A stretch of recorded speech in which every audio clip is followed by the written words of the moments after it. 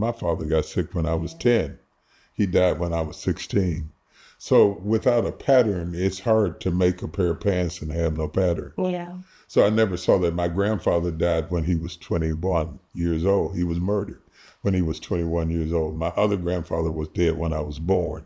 So I didn't grow up with that role, and especially where daughters are concerned, because I knew what it was to be a son and have father hunger, but I did not know what it was, how important a father is to a daughter. Mm-hmm.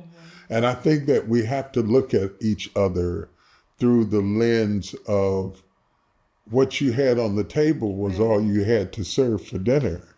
That's so good. I do think, because, my generation is very intentional about protecting their mental health, emotional real estate. And we have a generation where they're cutting their parents off. Right. Because they don't get it. They don't understand. They won't take ownership.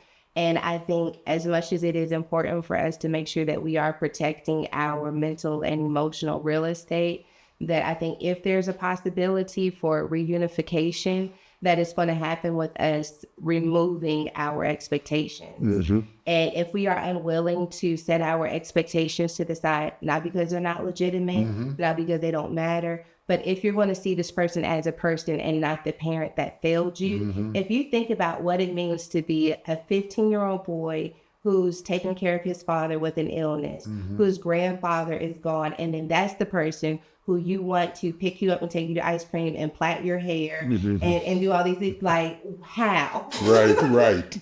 How? Right. You know what I mean? I didn't have my that. idea of fatherhood is primarily based off of things I've seen on television. Yeah. And some of the most iconic fathers on television were not iconic people off the screen. Absolutely. So none of this is real. You know what I mean? Yeah. And I think there's a level of maturing that gets us to a space where we say, okay, well, none of this is real. Now, because I know this isn't real, but maybe this doesn't change the way the person's showing up in my life, what boundaries do I need to have? What distance do I need to create? Do I need to create? What kind of communication? Because I think you can do the planning after, but I think to really level the playing field, you got to look at the whole picture. Sometimes we're asking people to show up in ways they literally don't know how to show up.